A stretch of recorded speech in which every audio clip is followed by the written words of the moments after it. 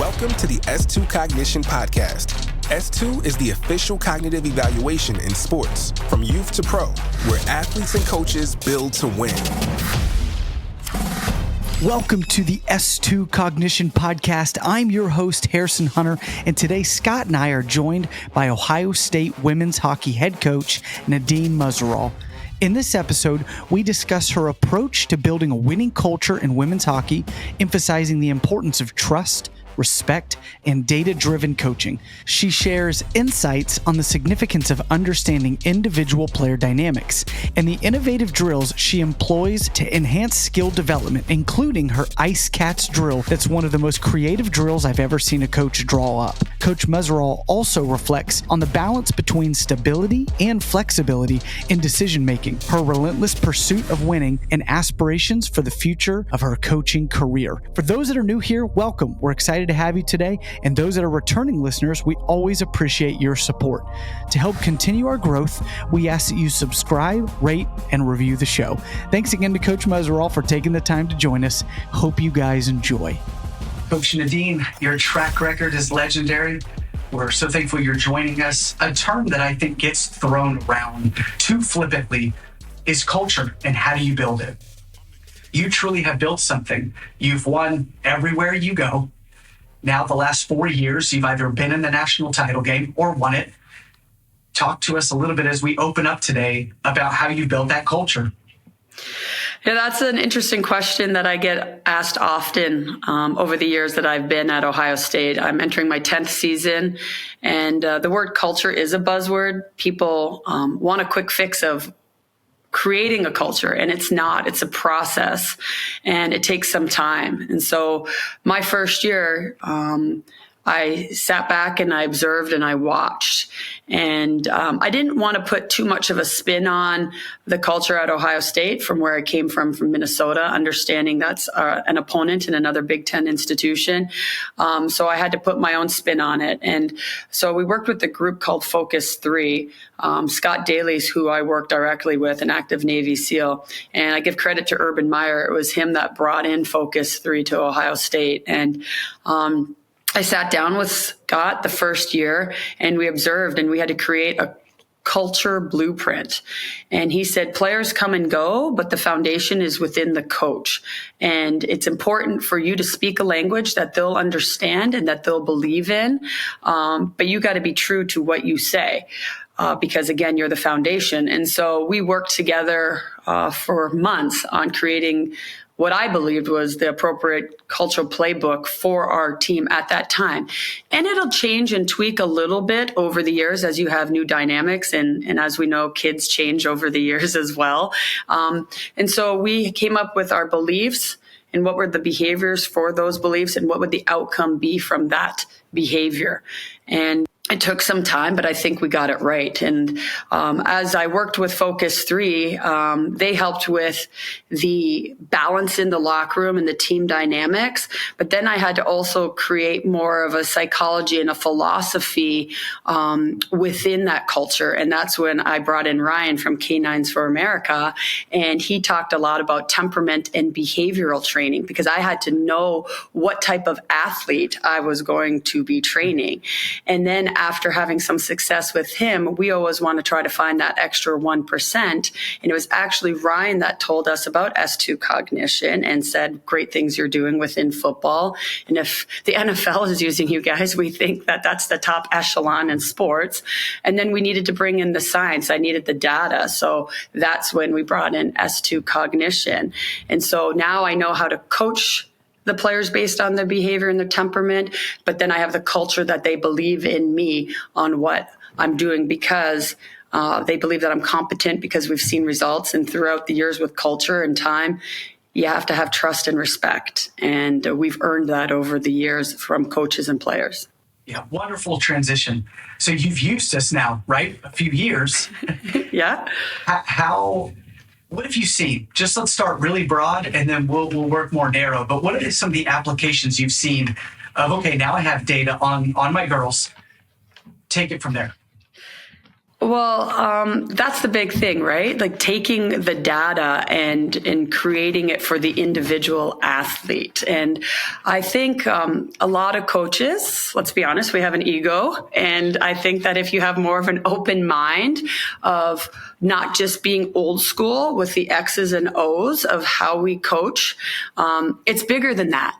Because when you compete against another great opponent, and they have the same strength or speed or shot velocity, what is it about the athlete that's able to put it all together or have them think the game? And I think for me early on, when I was working with you guys, I was just like, whoa, this kid just doesn't get it.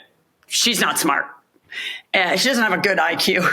And Scott said to me, well, does she see it?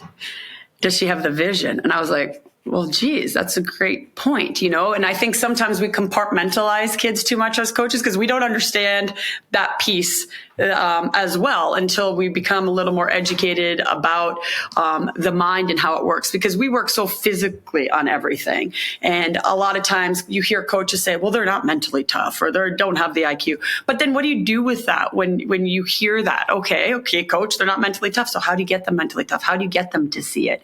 And I think for us, having the data on individual athletes or being able to compartmentalize them into certain categories helped us coach them more individually and give them the attention based on the needs that they had to have.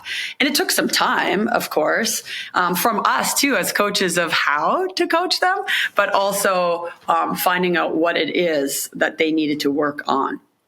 Yeah, I want to go back to the culture, because we've been in programs, collegiate, professional programs for the last 10 years, all across the country, different sports, all the levels.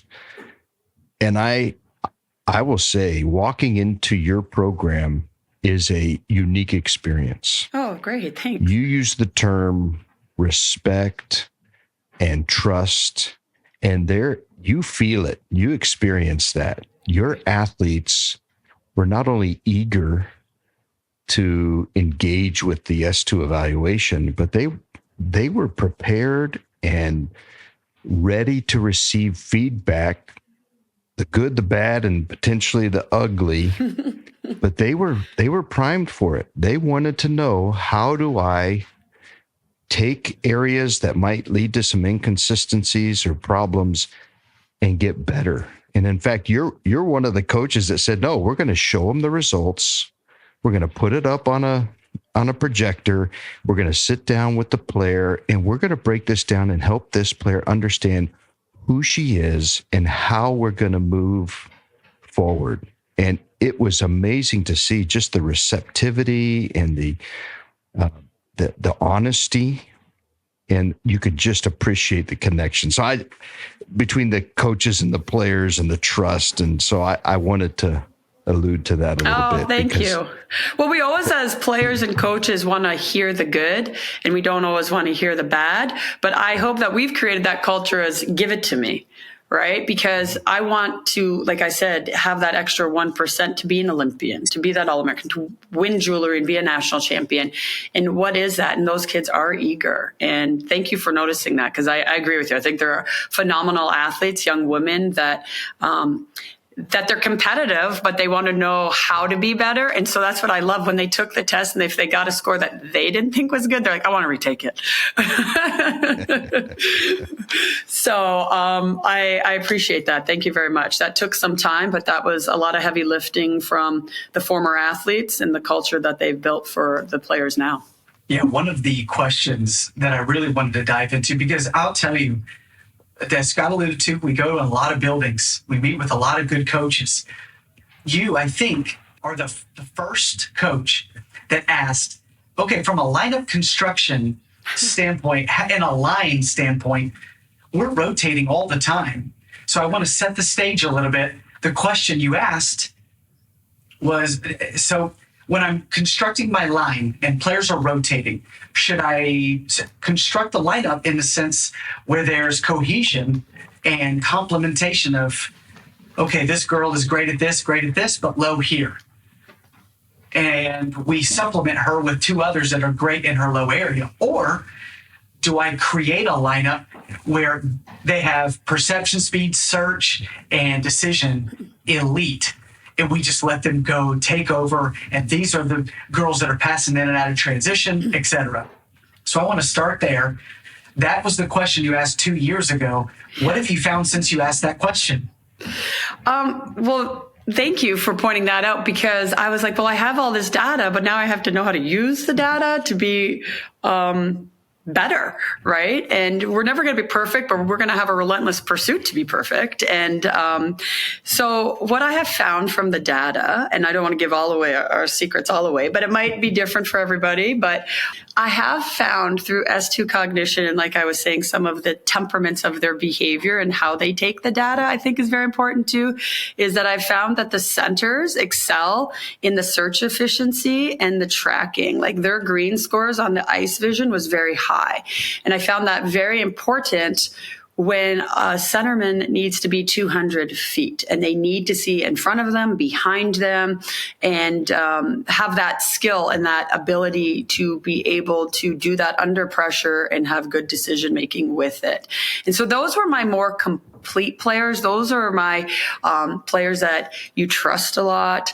And then I found with my wingers, they were more like great with the improv skills and perception speed and instructive learning and decision complexity. So I found them to be my wingers. And then I found a good balance with that. Now there was trial and error with this, of course, like any science, right? Yes. But my D were more elite in the blue with the execution. Like they were very good on impulse and distraction and improv. And that's what I need from my D. I can't have them be all spastic and impulse, like just throw the puck away. Right. And so, I found that we started to find a balance, and sometimes it wasn't always so clear cut where you might have a defenseman that doesn't have great tracking. Okay. But she's really good on maybe the read and react. And most of them are very good on execution. So then I'd be like, okay, I have to find a D partner that will balance that throughout the majority of the game. Now, if it's like a minute left or 2 minutes left in the game and I need people to go, I might sometimes put 4 forwards out there, and so it just depended on like what their results were. But what I have found was my D, like I would, and my centers and wing, I would find a balance of where someone was a little weaker. And then I would find, boom, the strength was here. And then with your centers, if the strength's up the middle of the ice, they can control more too. And so it has been very interesting, and the results have obviously spoken for themselves, but it's also on the athlete too, because we're very eager to learn about their deficiencies or weaknesses and then enhance their strengths as well. So having the data and then being able to see it and be like, okay, I understand I have this percentage. Now I know where I'm strong and weak. And then this is why I understand why coaches are showing me this. And it's hard to deny numbers and data, right? And I think that that's the great part, because sometimes with coaching, it can be very subjective. And so I think that really helps too, them understanding why they're in this position or why they have this D partner. And we never showed them the overall score, but we showed them their results in each area. Yeah, and I want to pull on one quick thread. When you say trial and error, that's practice, right? Of course. You talking, okay. So when you're up there in your perch, right? They call it the perch. Yeah. Are you just like, hey, let's throw this together and just see what they do and how it plays out? And that's kind of the process. Sorry, coaches listen to this and they're like, okay, I'm listening. I understand what you're saying, but how do I do that in practice? Mm-hmm. Mm-hmm. So it's on us coaches to take some ownership of being creative in our own mind of the drills, right? So I'll give a little taste of what I'm talking about here. So we need to find balance. That's the biggest thing. We need to find balance within our lineup. And so for the tracking piece, right? And I created a drill, and again, this is hockey related. So the hockey people can understand what I'm saying. I created a drill where we're standing on the red line and we'll throw a puck in the corner, and the D have to skate forward, and we spray painted. This is 101, and then we would build up, okay? So we'd spray paint a dot just around the blue line, and they had to shoulder check. And we'd say 1, 2, and then keep skating forward. And we'd spray paint another dot around the goal line and be like 1, 2, and then they had to make a play. Okay, so as if they're breaking the puck out. But meanwhile, the 6 other D are in different color jerseys, and they're standing at the center line. And then we would then tell them to disperse within the defensive zone. And then when they did that second shoulder check, I was down in the corner yelling a color, blue. Then they would have to turn, find blue, and then hit blue and make a breakout play. Right? And then you would make it harder and harder, where maybe then they all have their sticks the incorrect way, but one person has the stick the normal way with the blade down, and then they'd have to track and find that. So we would make it harder and harder as it went on. You know what I mean? So you have to, as coaches, be understanding of the data, but then be very creative of what you do with that data. So that's a lot on the coaches of, well, what's our creativity look like as well. Does that kind of answer your question? Yeah, that was great. I mean, that's how we've always felt this was going to be successful. Is you don't want S2 geeky scientists and crew to come up with drills for you. We don't know the game intimately like you do, and not even close. And so if we can convey principles and concepts and unlock that creativity, putting some bumpers in the lane with respect to how do we train these different systems, and how do we unlock and challenge the systems in progressive ways that start from elements that are probably not found in a hockey game, but they're working that system, and then progressing those to more dynamic, looking around and seeing things that are exactly what you're going to see and face in the actual game. I mean, and they might actually have drills. Yeah, they might actually have drills. And then our team always laughs because we call a drill a certain name, and then we do a 2.0 version or a 3.0 version. They laugh because we're always putting an extra spin on it once we get some data. So like we might do a drill in a small area space, but some people might be poor on their distraction control. So then I will blare up some old school 80s music, and I'll have my coaching staff slash on the boards and then yell, here, here, here, here, here. And they still have to make a play with all that pressure and all that noise and not be distracted and still be successful, right?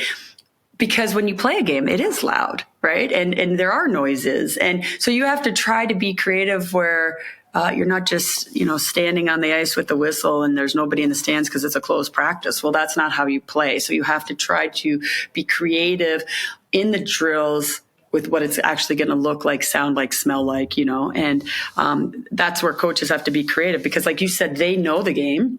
And then it's on them to be creative with the data and the science that you can provide for them. And it'll take a little time, we're on year 3 and we're still being creative and still trying to find different ways of collecting the data and making it fun. And players, don't forget, these kids nowadays, they want instant gratification. They want instant answers. Everything's at their fingertips. And so I think for coaches, you have to be creative of not always having the same drills and not getting stale and not becoming bored, right? Because the season is long. So you have to also hold yourself accountable of, well, I got to be creative. How do I do that? We always thought this was going to be a long run. We're just at the tip of the iceberg. I think in 10 years, and you look back and see the evolution of your drills and how your challenging decision-making is going to be at a different place than even now. And so that's the fun part for us, is getting this started with some really innovative coaching. I mean, look, if you can make a pass effectively with Wham blaring through the speakers, then you're doing something right. Well, the one thing I wanted to talk to my compliance officer. That's an 80s reference. I was like, I heard Wham. I heard Wham. I wasn't a fan of Wham in the 80s. You struck me like a Wham person, so I'm just kidding. Not so much Wham as maybe Paula Abdul, but but I was even joking with our compliance officer of how we could maybe test prospective student athletes that we're recruiting to see if we can get their scores before, they become a Buckeye, if that's allowed. I still got to figure that out. But I just find it so fascinating of like how they think. Right. And it's on us to coach them up. Not that there's a right or wrong. We wouldn't take a kid, but now we can prepare because we'd have 2 years to be like, okay, Sally's coming in and these are the areas that she's going to be strong on to help our team. And these are the areas that she might need a little more attention. And then we can help prepare. And you can coach them individually or you can put them in their groups and you can have 4 or 5 out of the 25, And so, again, I geek out a little bit on that side of things where, again, I'm always trying to find that extra 1%. Yeah. And you talk about it from a beautiful perspective, right? After you've done this for a while, I mean, Scott, you just talked about 10 years from now, you look back, think about that player. And it's like immediately when she comes in after 4, 5, 6 years of using the data, you're going to have this repertoire of, man, she reminds me of her. She makes these type of decisions. Absolutely. And so that's just going to allow you. And you're like, plug and play. Right. Let's put her here. We know what she's going to do. And then you get 3, 4 years. Instead of doing it in year 5, we get it in year 1. Right. And I think that's where coaches have to have an open mind and not be so old school that it's just coaching. They have to have an open mind of how I can use a little bit more data in my planning and my practice planning and in my coaching. Right. I find it fascinating and I'm, of course, still learning. But as I become better and my staff becomes better at it as well, then, the player will benefit. Because, again, it's not going to just stop at the 6 years, college and a couple of years before that, but at the Olympics. And then with women's hockey, there's the professional women's league now that they just expanded to 8. And I'm sure they're trying to get to 10 or 12 to create 2 conferences in the near future. That this is hopefully long, like you say, long ball. Yeah. I want to talk about another drill, if you don't mind. Sure. You talked about improvisation, right? So the ability for creative and flexible, right? They're not rigid decision makers, man. Something gets cut off, the game's dynamic. So if something gets cut off, we need to still have solutions. We need to go around. We need to pass out. You need to find solutions. We talked about a drill where you would start girls out of position and you're forcibly making them get back into position. You're forcing that part of the brain, hey, we can't be rigid. Let's get back into the play here. Can you? Yeah, so we will intentionally do these drills that, okay, I'm going to start you on this position, knowing that you're completely outside the dots as a defenseman, and it's a very bad space to be in when you don't have puck possession. But now you got to work to get inside. Then you have to work to be smart on your back pressure and reading the situation. And they don't like being uncomfortable. So we're trying to get them uncomfortable to be comfortable, because there's going to be some times in the games that they are going to be out of position because hockey's such a transition game. And so we do create drills that they are out of position, but then it's on everybody else to recognize it and not just that individual to recognize it as well, because she might already be beat and burnt, right? And so, so I don't know the specific drill you're talking about, but we do that often, and we'll often do things too where we'll sprint them and make them really tired physically, and then we make them do a drill when they're tired, because oftentimes coaches create drills where you're going to curl here and you're going to slash here and it's all perfect because it's a drill and it's drawn out to be perfect, but that's not realistic either. So we tell them, your line is here. Well, coach, I'm going way over there. Yes, you are. You are going way over there, because sometimes guess what? You do that. And I ask you during the game, why are you over there? So you go over here. So I'm drawing this drill for you because you're over here sometimes, right? And so we'll draw drills where they're out of position intentionally, and now they're tired and they have to make decisions when they're tired, because we're not always just getting opportunities as soon as we get out of the bench, right? Like we might have to play defense for 30 seconds and then boom, a puck pops out in the neutral zone and we have to attack. But now we have to attack when we're tired and maybe we're not in the right position or we're out of position. And how can we take that opportunity and make it into a scoring chance for us? And so sometimes we have them even play different positions because they might be out of position as well. So it is tweaking the brain to be uncomfortable, to get comfortable. And the more you do it, like anything else, repetition, the better. Yeah, it was the drill where they skate across. Okay. They do that circle, and then you let the transition, the other two girls go. Oh, and ice she's cats. Got to get back. Yes. Okay. So what I loved about that one is you changed your duration at which you let the girls go.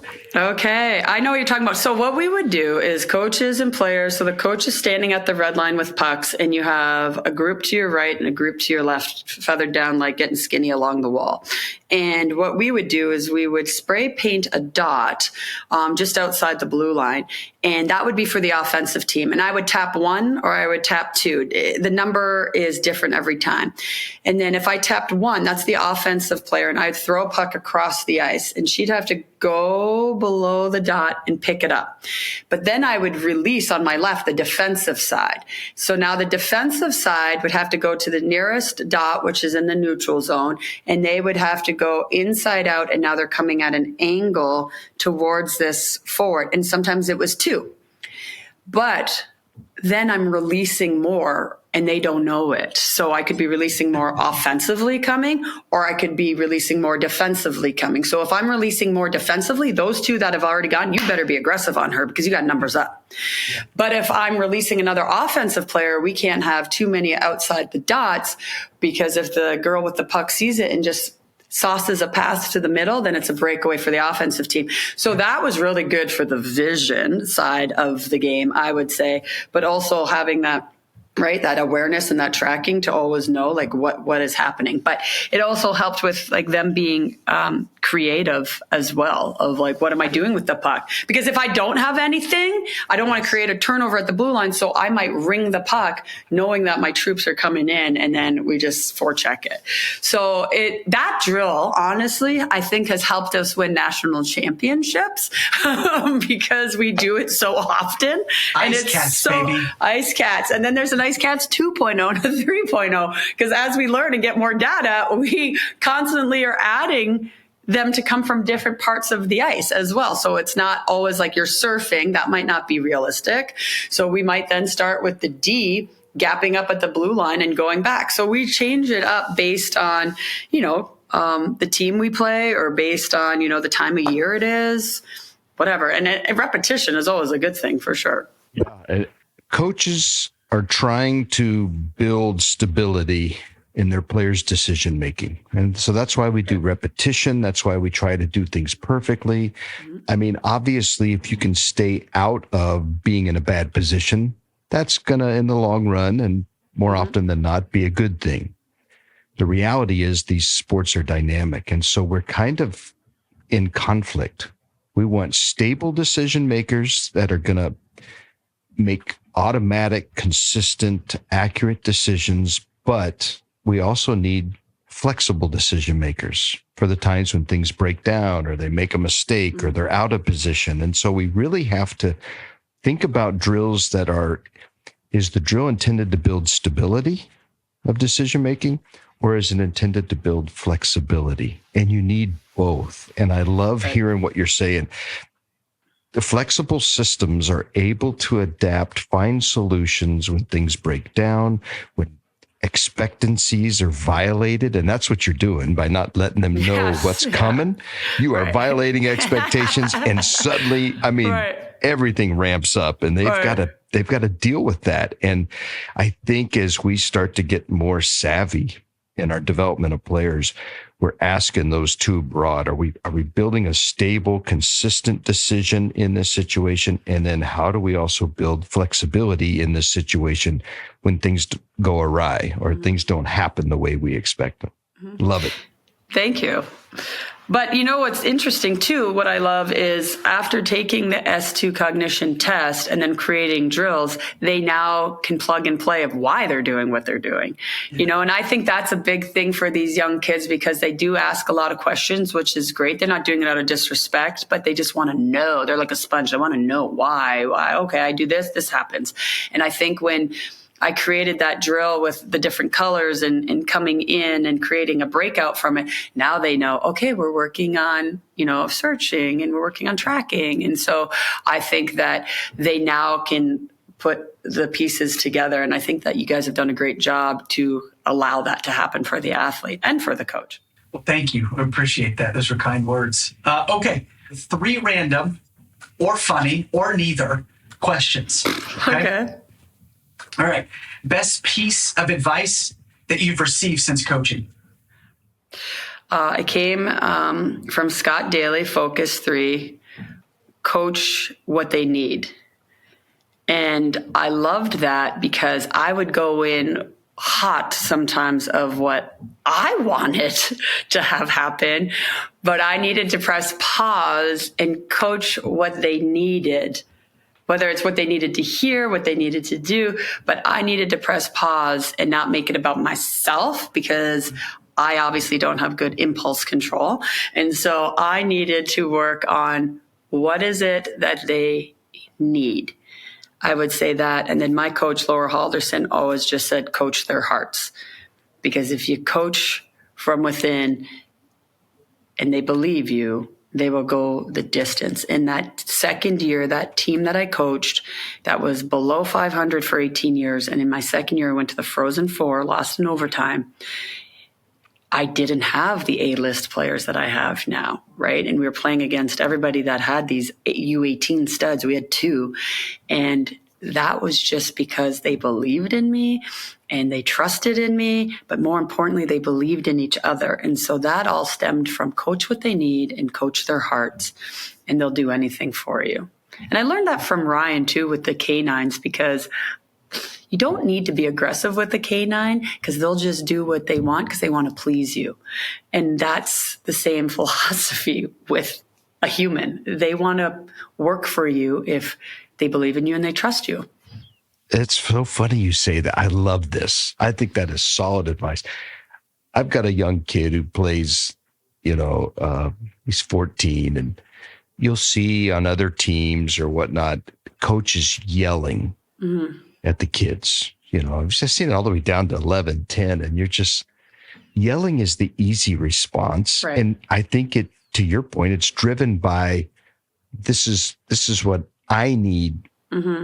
Instead of this is what you need. And yelling's easy, right? Just, and sometimes being a little firm. I'm not saying that's not part of sports, but it takes a more creative, thoughtful approach to stop for a second and say, what do you need to hear right now that will incentivize, motivate, educate, help you unlock something that you're not doing? And that's the harder play. So I love that. Coach what you need. Right. Thank you. Well, that's Scott, Focus 3. I'll give him credit. And then I'll give Ryan credit of you don't need to be physical with the dog because that's easy. Get upset with them and try to do this correction theory instead of, hey, if you say sit, the dog should sit because it wants to please you. It wants to do that. And same with the athlete. Hey, we need this because they want to do it for themselves, for their team, and for the coaches. So you learn as you go. I'm not going to say that I'm composed all the time. Sometimes they do need a kick in the butt, though. That's what they need. Yes, that's right. That's right. At times. What drives you? You've mentioned at least 1 or 2 times on this podcast alone, this top 1%. What drives you to just continually push and push and push? Jewelry. Yeah, winning. Winning drives me. And I don't know why more people don't just say it because, yes, we love hockey. That's why we're in it. That's the no-brainer. But what drives me is to win. And I mean, I'm at the pinnacle of athletics with Ohio State, so that's helped, and so you're working with Navy SEALs, that helps, right? They just win. And that to me is what really motivates and drives me is winning. And I want young women to say that, of course, my family and, the sport, we get that. But the drive comes from the jewelry and the winning, the trophies. Last question. do you have aspirations to be or coach an Olympic team?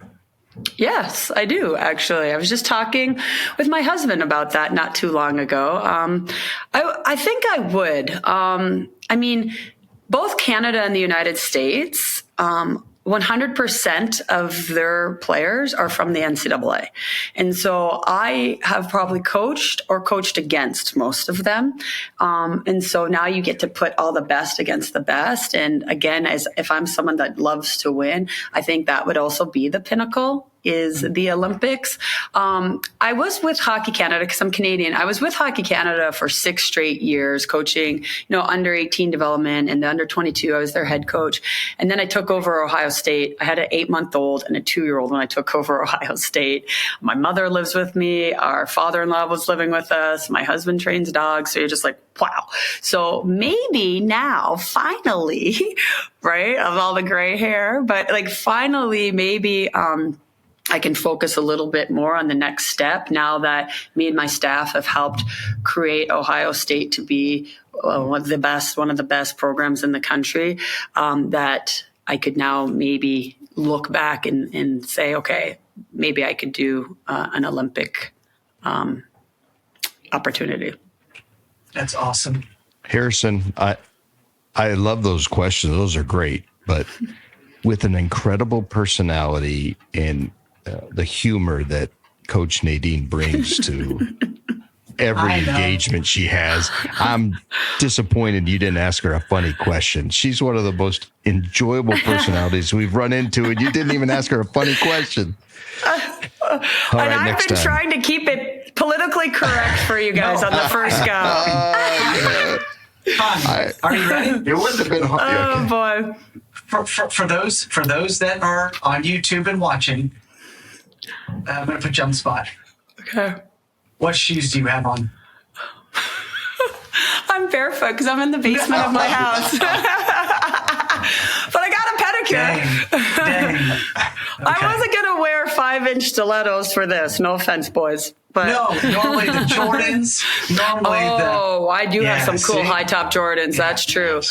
Yeah. And I don't even know these young kids nowadays that are wearing Jordans if they even know the magnitude of who he is. But, I do love LeBron. He gives a lot to Ohio State, but I'm old school with Michael Jordan for sure. Well, there you go. There's some personality. She just showed her foot on our camera. First foot we've seen on the podcast. Yes.